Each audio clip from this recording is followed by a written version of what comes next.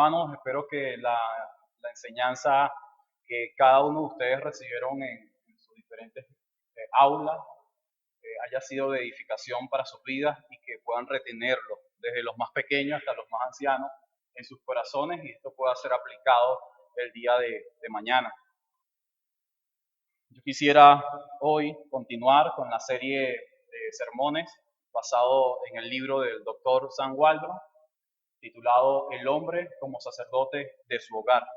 Y quiero también dar crédito a Darrell Miller, Bob Murphy, Scott Allen, debido a su material de cosmovisión bíblica, que de una u otra manera sigue estando presente en cada sermón y en cada uno de nosotros, ya que no podemos aislar estas verdades del Evangelio de, de un día domingo o de una predicación o de nuestra familia. Hoy nosotros debemos reconocer, debemos recordar que hemos sido creados para hacer historia. Cada uno de los que estamos acá. Cada uno de nosotros está aquí para cumplir con un destino, en un tiempo y en un lugar para los que ninguna otra persona ha sido creada. Simplemente debes descubrir qué es lo que Dios te ha dado, qué es lo que Él te ha dotado. Y una vez descubierto esto, debes explotarlo para su gloria y para su honra. Nosotros, como creyentes, y específicamente los hombres, debemos insertar nuestras vidas ordinarias, como alguien decía, en el llamado extraordinario de Dios. Y a pesar de que este llamado extraordinario tiene que ver con las vocaciones o las diferentes vocaciones que cada uno de nosotros puede tener hoy día, yo quiero llamar un poco la atención a los hombres, porque quiero decirte que a pesar de tu vocación, de ser un ingeniero, doctor o ser simplemente un labrador de alguna tierra o un obrero o un parquero, quiero que entiendas algo. Tú por encima de cualquier otra cosa debes ser un sacerdote en tu hogar. Tú debes ser un sacerdote para tus hijos, para tu esposa. Si tú omites el ministerio sacerdotal en tu hogar, no eres nada. Y no vas a poder expandir el reino de Dios en ninguna esfera, ni tus hijos, ni las generaciones de tus hijos. Porque el objetivo principal de todo hombre, de todo amante de las verdades gloriosas del Evangelio, es ser un maestro para sus hijos. Como hombres, nosotros debemos hacer del sacerdocio en el hogar una prioridad en nuestras vidas. En vista del corazón pecaminoso de nuestros hijos, nosotros debemos ejercer funciones sacerdotales para guiarles en adoración a nuestro Dios. Y he titulado el sermón de hoy, El retrato clásico del sacerdote. Un sermón que va a estar estructurado en tres partes. En primer lugar, veremos el entorno del sacerdocio de Job. En segundo lugar, el carácter del sacerdocio de Job. Y en último lugar, la continuidad del sacerdocio de Job. Mi hermano, cuando tú escuchas la palabra retrato, estamos hablando acerca de algo a imitar. Y tú sabes muy bien que cuando nosotros compramos algo, algún electrodoméstico, algún equipo nuevo, tiene un manual de instrucción para que tú te guíes y de esa manera puedas hacerlo funcional. Y también ese manual tiene un plan de mantenimiento para que ese equipo dure su vida útil. Pero ¿sabes lo que ocurre con nosotros cuando compramos un equipo nuevo? Casi nunca vemos el manual. Omitimos el manual. Porque nosotros somos más que simples manuales. Nosotros somos personas que deseamos ver cómo otros lo hacen para nosotros hacerlo. Nosotros somos personas de imitar, de reproducir, de ver algo como se hace. Nosotros no somos personas de palabras, nosotros somos personas de hechos. Lo que más le importa a tus hijos es ver el ejemplo en tu vida, no lo que tú puedas decirle, no lo que tú puedas aconsejarle, no lo que tú simplemente puedas hablarle. Tus hijos necesitan un padre que reproduzca en sus vidas algo digno de imitar. Yo quería ser bombero, luego quería ser un guardia, quería ir a la aviación, pero nunca quise ser un beisbolista, nunca. Mi papá quería que yo fuera un beisbolista. Eso no estaba en mí. ¿Sabes por qué? Porque no puedes confundir en ningún momento tu ejemplo, lo que tú amas, con lo que tu hijo realmente ama. ¿Por qué? Porque son vocaciones diferentes, hermanos. Cada uno de nosotros se nos ha dado vocaciones con la finalidad de hacer historia, pero nunca lograremos hacer historia si las vocaciones o los sueños no son los nuestros, sino son los sueños de otros. Ahora bien, yo quisiera hoy invitarles al libro de Job, capítulo 1, versículo del 1 al 5. Quiero realizar esta lectura. Es una lectura totalmente diferente a las cartas pastorales o a las epístolas del Nuevo Testamento, porque esto tiene que ver con una lectura narrativa, tiene que ver con una historia. Así que puede ir al libro de Job, capítulo 1, versículo 1 al 5. Y justamente en estos 5 versículos se va a basar esta breve enseñanza esta mañana. Quiero leer la palabra de nuestro Dios y dice: hubo un hombre en la tierra de Uz llamado Job, y era aquel hombre intachable, recto, temeroso de Dios y apartado del mal. Y le nacieron 7 hijos y 3 hijas. Su hacienda era de 7,000 ovejas, 3,000 camellos, 500 yuntas de bueyes, 500 asnas y muchísima servidumbre. Y era aquel hombre el más grande de todos los hijos del oriente. Sus hijos solían ir y hacer un banquete en la casa de cada uno por turno, e invitaban a sus 3 hermanas para que comieran y bebieran con ellos. Y sucedía que cuando los días del banquete habían pasado, Job enviaba a buscarlos y los santificaba. Y levantándose temprano, ofrecía holocausto conforme al número de todos ellos. Porque Job decía: quizá mis hijos hayan pecado y maldecido a Dios en sus corazones. Si escuchaste estos versos, se trata de una historia. Y toda historia, se le deben realizar 3 preguntas, debido a que esto es un sermón temático con una historia narrativa. Las preguntas que nosotros debemos realizar en nuestro pasaje es la siguiente: ¿cuál es el problema de este pasaje? Y el problema de este pasaje es el pecado del hombre. Pero surge otra pregunta: ¿de dónde viene el problema? Y según el versículo 5, el problema viene del corazón pecaminoso de los hijos de Job. Y la última pregunta que hay que hacerse es: ¿cuál es la solución? Ya sabemos que el problema es el pecado del hombre, sabemos que el problema proviene del corazón pecaminoso de los hijos de Job, pero ¿cuál es la solución? La solución es que Job, como sacerdote, debe ofrecer sacrificios al Señor. Esa es la solución de todo el asunto.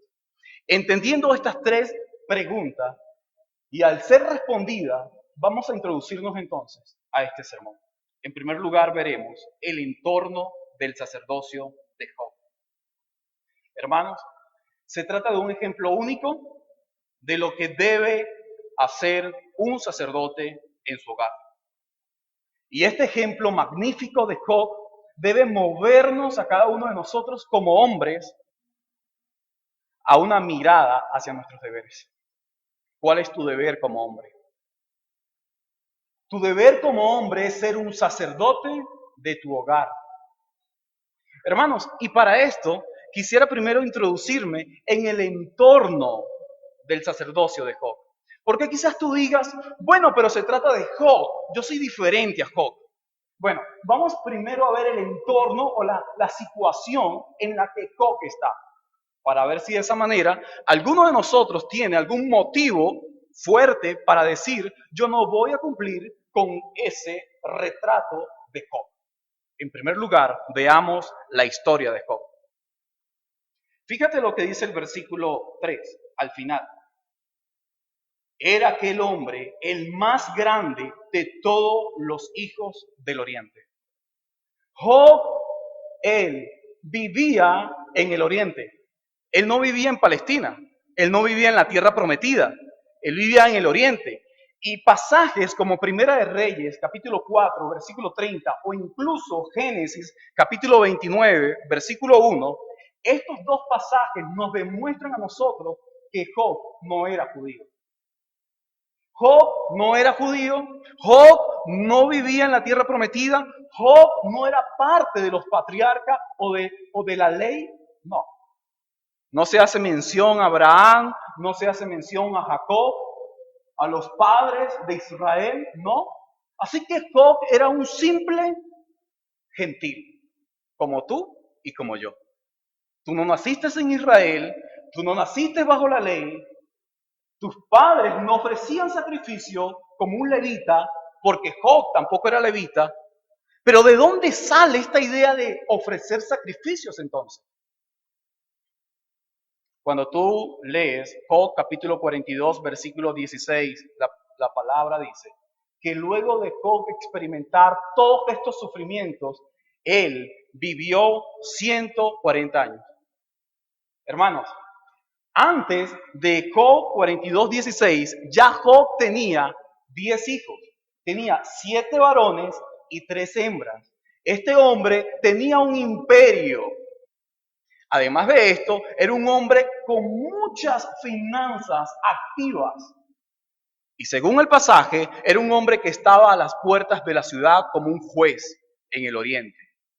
Así que este hombre hacía funciones de juez, como Abraham, como Jetro o como los jueces, pero él no era judío ni levita. ¿Recuerdas cuánto tiempo vivió Abraham? 175 años. Job, luego de todo este padecimiento, vive 140 años. Si a esto le añades a sus hijos, más todo el imperio que construye, probablemente Job muera a los 200 años.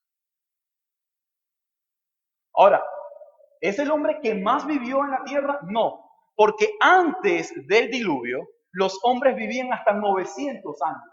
Luego del diluvio, se reduce lo que es la supervivencia del hombre. Pero aún así, Abraham, que está luego del diluvio, vive 175 años. Por ende, sacando esas cuentas, podemos decir que Job vivió o en el tiempo de Abraham o antes del tiempo de Abraham, pero no antes del tiempo del diluvio. ¿Por qué? Porque aproximadamente vive unos 200 años. Porque tú no puedes construir un gran imperio ni tener 10 hijos y cada uno de sus hijos tener casas. Eso quiere decir que sus hijos tenían hogares, matrimonio, hijos, esposa. No lo puedes construir en 2 días. ¿Ok? Así que supongamos que tenía 60, 200, muere a la edad de 200 años. Hermanos, ¿quiénes eran los únicos que podían ofrecer sacrificio? La tribu de Leví, los levitas. ¿Lo recuerdan? Los hijos de Aarón. Pero si Job, él vive en el periodo de Abraham o antes de Abraham, aún la ley no había sido instaurada. Aún no había ley. Así que dicho esto, entendemos que en el entorno de la historia de Job, Job no era parte de la ley mosaica. Él no vive allí. Job no conoció a las tribus de Israel. Pasemos entonces ahora a su entorno familiar, el entorno familiar de Job. Yo quiero que no te olvides de esto, de lo que hemos dicho en la primera instancia. No es judío, no es levita, no participó de las promesas, ni vivió en la tierra prometida. Quiero que entiendas un poco eso, ¿ok? La segunda parte es su familia, el entorno familiar de Job. Él era jefe de familia. Tenía 7 hijos varones, 3 hijas hembras. Tenía una esposa y muchos sirvientes. ¿Por qué? Porque debían administrar todo, pero todas sus riquezas. Cuando tú lees una historia, lo primero que tú te preguntas es, ¿quién es el protagonista de la historia? ¿Cierto? Porque cuando tú ves una película, tú necesitas saber quién es el protagonista. Si has visto Maverick, no sé si la has visto todavía, sabes que Tom Cruise es el protagonista y que él no debe morir, porque si muere, al final de la película, aquellos que son un poco sentimentales van a llorar. Bueno, Tom Cruise no muere en Maverick. Eso es un spoiler, en dado caso que no la hayan visto todavía, y es muy buena. De hecho, es la única película en este año 2022 que se puede ver en familia. Hermanos, Job era un hombre que ejercía sus funciones como líder y como cabeza de su hogar. Así que estamos diciendo de que él proveía para su entorno. Ya sabemos entonces que él tenía personas a su cuidado. Tercer punto, el entorno económico o las finanzas de Job. Según lo que hemos leído en el versículo 2, 3, es un hombre rico, es un hombre ocupado. Hermanos, en nuestro tiempo el hombre es un empresario. ¿Ok? Velo como eso. Es un empresario con muchos empleados. Es un empresario donde sus máquinas deben estar funcionando las 24 horas del día. Es un hombre, hermanos, que está siempre en su oficina, allí atendiendo sus deberes. Quiero que entiendas que eso también. Quizás tú seas una persona muy ocupada, estés trabajando de lunes a lunes, como uno de los niños me decía. Mi mamá está trabajando de lunes a lunes. ¿Está bien? Quizás tú seas un hombre muy ocupado porque tienes no un trabajo, sino 3 trabajos, pero yo creo que más ocupado que Job no puede ser, porque tú no eres un hombre adinerado, rico, con grandes empresas, con grandes ganados. Y quiero leer esto de nuevo. Su hacienda era de 7,000 ovejas. ¿Algunos de ustedes tienen 7,000 ovejas? No solo ovejas, 3,000 camellos, 500 yuntas de bueyes, 500 asnas y muchísima servidumbre. Hermano, esto sí que es un hombre adinerado. Esto es un gran empresario. Así que ni tú ni yo somos dueños de una gran empresa, ¿ok? Así que eso no debería ser una excusa. Pero pasemos al siguiente entorno. Ya hemos visto 3, su historia, su familia, su finanza. El entorno social de Job. Vamos a leer el versículo 3 al final. Era aquel hombre el más grande, fíjate, el más grande. No dice uno de los más grandes del Oriente, no. Este hombre, según Arce Sproul, el Oriente tiene que ver con Mesopotamia, por lo tanto, lo que quiere decir el pasaje es que Job era el más influyente en lo social en el Oriente. Por ende, es muy probable que Job estuviera sentado en las puertas de la ciudad del Oriente. Y toda persona que está a las puertas de la ciudad, él también tiene una vocación de juez. Hermanos, este hombre no solamente tiene una gran familia, no solamente tiene una gran historia, no solo tiene una gran empresa, sino que este hombre también tiene una gran responsabilidad ante la sociedad. Y en tercer y último lugar, el entorno moral de Job. Versículo 1. Era aquel hombre intachable, recto, temeroso de Dios y apartado del mal. Hermanos, aquí hay algo también interesante. Fíjate, un hombre que no conoce a Abraham, que no conoce a Isaac, que no conoce a Jacob, que no conoce a ninguno de los patriarcas, es un hombre temeroso de Dios. Era recto, intachable y apartado del mal. Apartado del mal, fíjate eso. No había maldad en este hombre.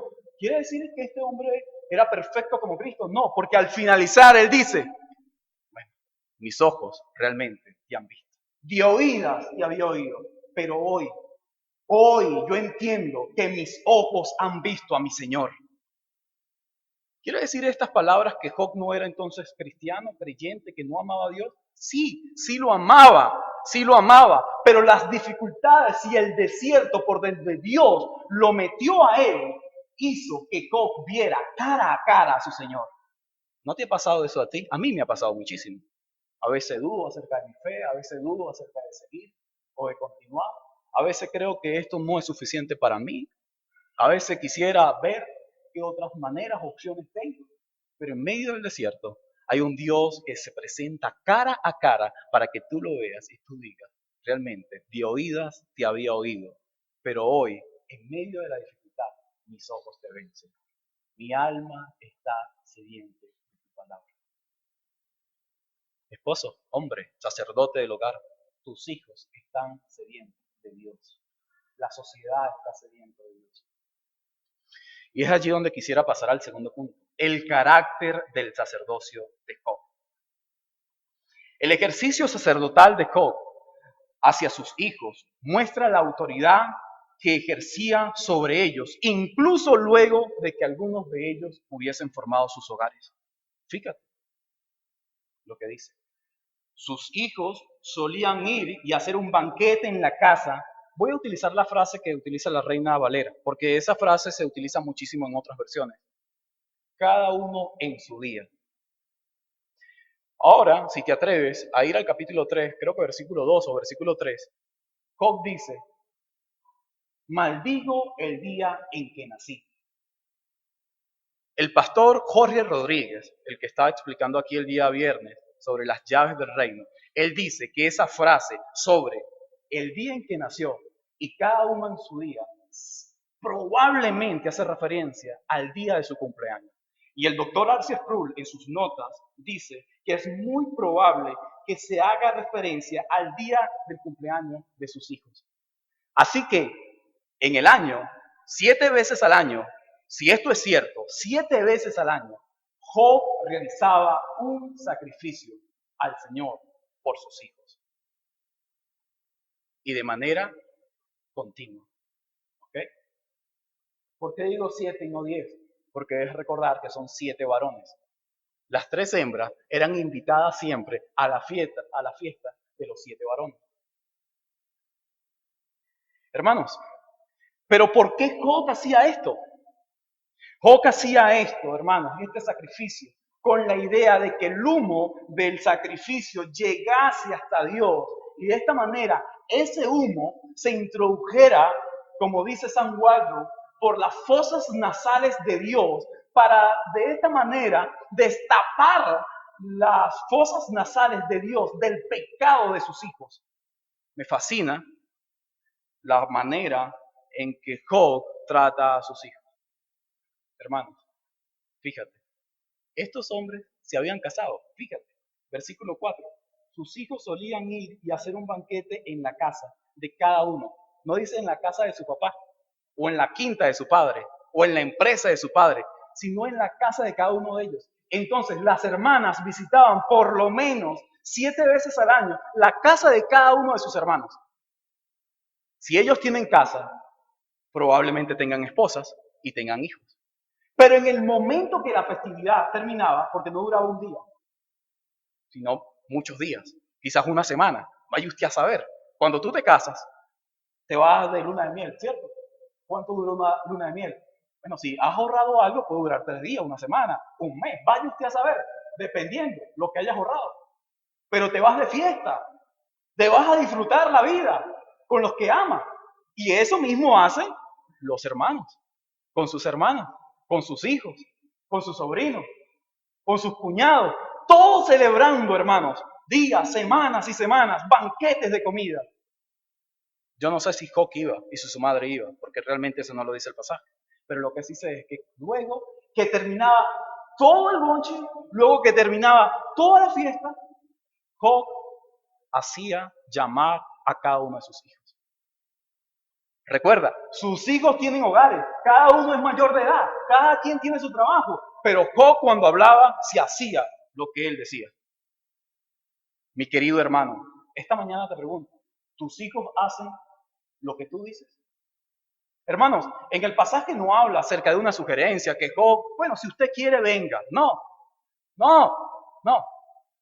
Cuando Job decía, hey, debes venir, había que ir, hermano. Se reunían todos allí y allí estaban todos con la finalidad de ofrecer sacrificio. Y de esta manera Job evidencia la piedad de su familia, el amor de este hombre, la entrega de este hombre. Pero el pasaje dice, se levantaba muy temprano para hacer esto. ¿Por qué? Hermanos, lo que tú más amas, esto es lo que más tiempo te quita. Y esto es lo que tú vas cada día más a esforzarte por eso. Si tú has trabajado en una empresa, sabes lo que te estoy diciendo. El lunes debes levantarte a las 4 de la mañana, a las 3 de la mañana. Todo depende hacia dónde vayas. Te levantas bien temprano, te bañas, oras, lees la palabra, comes. Y luego te vas ¿a dónde? Al lugar que amas, a tu empresa, a donde laboras. ¿Sabes lo que hace Job?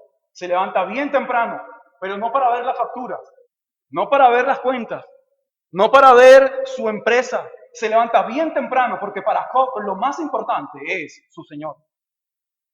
Porque para Job lo más importante es que sus hijos agraden al Señor y no que lo ofendan. Mi querido hermano, ¿te preocupas de esta misma manera por los tuyos? ¿Te preocupas que alguno de los tuyos ofendan a Dios? Job hacía esto porque él decía, no sea que ellos en sus corazones hayan ofendido al Señor. Job no tiene algo verídico, contundente contra sus hijos. No lo tiene, hermano. Pero Job dice, al finalizar el versículo 5, no, quizás, fíjate, quizás, es una probabilidad. Quizás mis hijos hayan pecado y maldecido a Dios en sus corazones. Y en sus corazones, ni siquiera en hechos o en palabras. Estos sacrificios eran una práctica sincera de la forma designada para la adoración del Antiguo Testamento, con el fin de liberar a sus hijos de un Dios ofendido. Quizás tú digas, mi querido hermano, ¿pero qué voy a hacer yo hoy? ¿Acaso voy a presentar un sacrificio? Hermano, en aquel entonces Job sabía que lo que ese Dios en el que él creía, lo único que él recibía era un sacrificio, porque eso era lo que habían hecho los primeros hombres. Si Adán y Eva eran los primeros hombres, ellos, luego de la caída, de una manera muy distorsionada y borrosa, comienzan a expandir el reino de Dios. ¿Cómo crees tú que los hombres en el Oriente entendían que este Dios verdadero aceptaba sacrificios?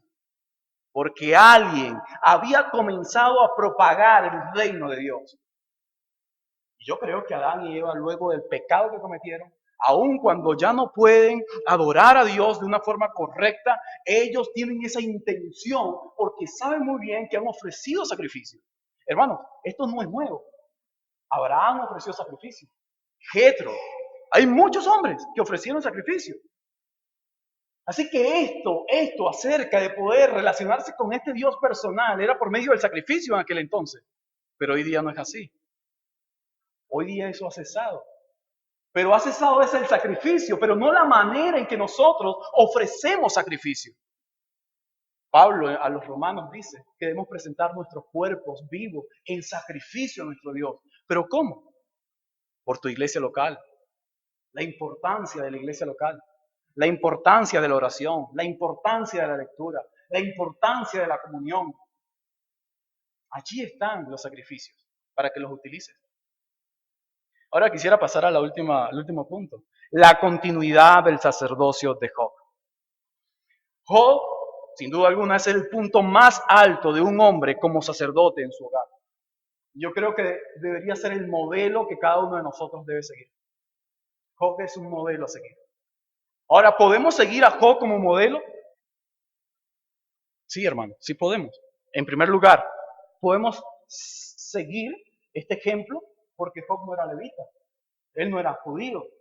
Él no vivió en la tierra prometida. Él era un gentil como tú y como yo. Así que sí podemos por este aspecto, sin duda alguna. En segundo lugar, su sacerdocio era algo legal. Dice que era recto, intachable, temeroso de Dios, apartado del mal. Eso no se trata de que cualquier pecador puede ofrecer sacrificio, no. Esto se trata de que hombres redimidos por la gracia de Dios son los únicos que pueden ofrecer sacrificio. Pero incluso estos hombres que han sido redimidos por la gracia de Dios, ellos pueden abdicar a esta vocación. Ten mucho cuidado, hombre y padre.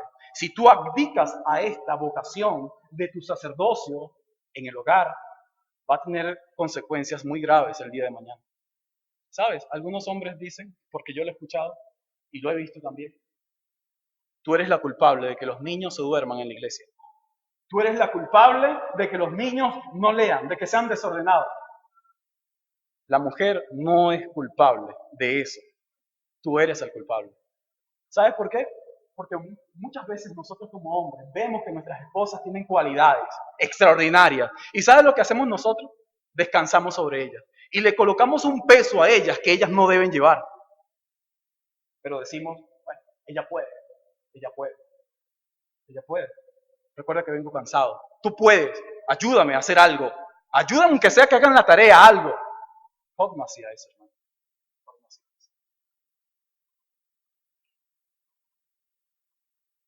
la unidad en el hogar, la solidez en el hogar.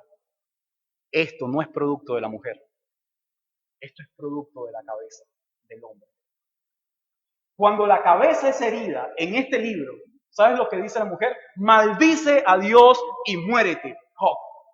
Maldícelo y muérete. Pero antes de eso, ¿la mujer había dicho algo? No.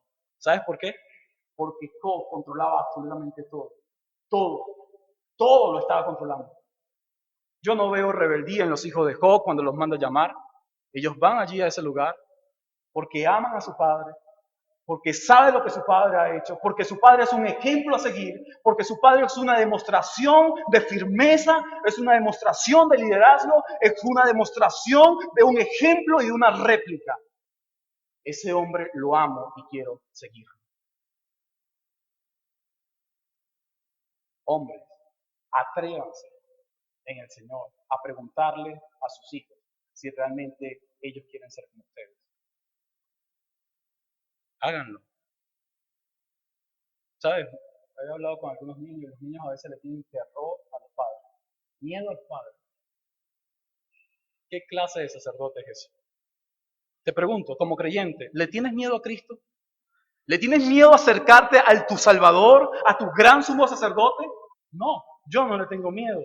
Y yo creo que ningún redimido debe tener miedo a acercarse con confianza al trono de la gracia.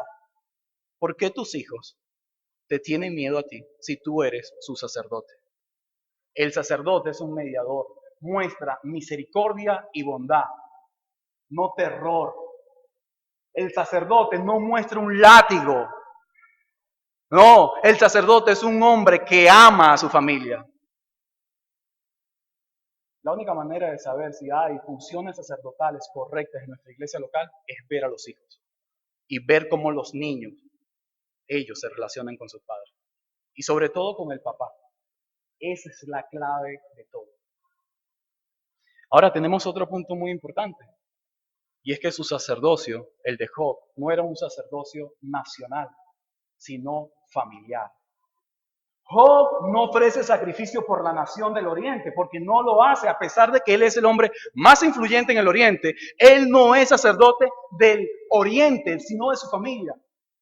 Amado hermano, escúchame esta mañana. Por favor, detente un momento y escucha esto. Tú no eres sacerdote de todos los matrimonios de esta iglesia local. Tú no eres sacerdote de esta iglesia local. Tú eres sacerdote de tu familia. Tú eres el sumo sacerdote de tu esposa, de tus hijos. La prioridad son ellos. El que ellos se acerquen y adoren al Señor en temor, integridad, en rectitud, es tu función. Allí, y con eso que tú hagas, se va a consolidar el éxito de tu iglesia local. Sin sacerdocio en el hogar, no hay éxito eclesial. ¿Por qué? Porque la iglesia está compuesta de familias. Por lo tanto, cada familia y cada hombre en cada familia es un sumo sacerdote. El fracaso sacerdotal de los hombres en el hogar es el fracaso de la iglesia local. Pero ¿cómo es que Job entendía de que él debía realizar un sacrificio? Hermanos, según el doctor Sam Waldron, esto desciende desde una perspectiva del hombre como cabeza del hogar. Job entendía de que él era la cabeza del hogar, de que él era el hombre que debía liderar a su familia y por eso él debía ofrecer sacrificio por su familia al Señor. Pero también tenemos otra razón, por la continuidad de este sacerdocio en nuestros hogares o en nuestro tiempo. Y es que el sacerdocio de Job era original. Y me gusta mucho lo que el pastor Jorge Rodríguez dice sobre la función de la originalidad del sacerdocio de Job. Cuando habla acerca de que es original el sacerdocio de Job, quiere decir de que el sacerdocio de Job inicia antes de la ley. Y Jorge, el pastor Jorge dice que todo lo que se inicia antes de la ley no puede ser abrogado o abolido por la ley, sino tiene vigencia antes de la ley y después de la ley. Y aquí quiero hacer un comentario Y doy crédito al pastor Jorge porque son las mismas palabras de él o algo muy similar. Él dice, todo aquello que es antes de la ley, eso se mantiene después de la ley. Y eso tiene que ver con el matrimonio. El matrimonio fue instituido no en la ley, sino antes de la ley. En la ley fue simplemente fortalecido. Y después de la ley, el matrimonio continúa en vigencia. ¿Por qué crees que cada nación abraza el matrimonio? ¿Por qué crees que los homosexuales y las lesbianas desean unirse en matrimonio para chocar en contra del diseño de Dios? Pero no solamente el pastor Jorge habla sobre el matrimonio, sino él habla sobre los diezmos. Él dice, los diezmos, ¿dónde los diezmos se originan? ¿En la ley? No. Melquisedec entregaba diezmo a Abraham. Quiere decir que los diezmos, y él dice, yo no sé los pastores de acá, los reformados, pero la realidad es que el diezmo, él se origina antes de la ley. Por lo tanto, luego de la ley, el diezmo continúa en vigencia.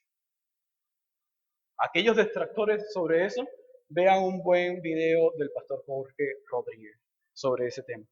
Hermanos, así que podemos decir entonces que el sacerdocio de Cob, que se origina antes de la ley, entonces tiene vigencia hoy, al igual que el diezmo y al igual que el matrimonio. Pero no solamente esos puntos, sino hay otro. Dice que el sacerdocio de Cob era ceremonial, guiaba a sus hijos a una adoración al Señor. La intención era darle a Dios lo que se merece, la gloria y la exaltación. Pero también dice que el sacerdocio de Cob era primitivo. Necesitaba de un lugar donde ofrecer esos sacrificios. Ahora bien, todos recordamos que Cristo, Él es nuestro gran sumo sacerdote, pero a su vez Él es también la ofrenda. ¿Okay? Así que los tabernáculos ya quedaron totalmente destituidos, porque ya tenemos a un gran sumo sacerdote. Sin embargo, con la entrada de Cristo en el mundo y con la interrupción de su gloria en este mundo caído, la iglesia tiene una gran función. Así que la iglesia, según San Waldo, funciona como el tabernáculo.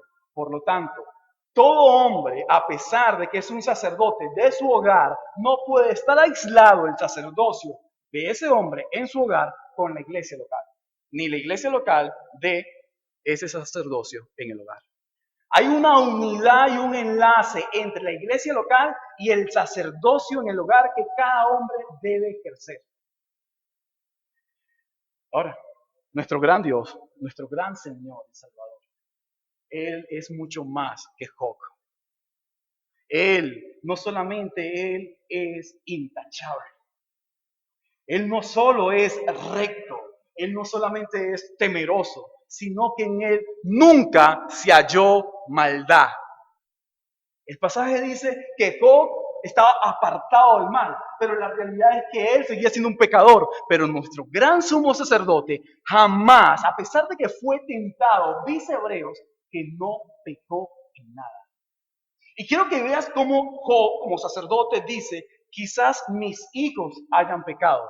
Nuestro gran sumo sacerdote no dice, quizás mis hijos han pecado. Nuestro gran sumo sacerdote dice, mis hijos han pecado.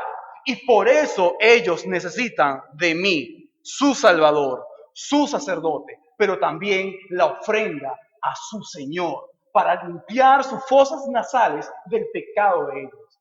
Hermanos, tenemos entonces al gran sumo sacerdote reconociendo nuestros pecados y cargando nuestros pecados en la cruz y ahora permitiéndonos acercarnos al Padre cada momento.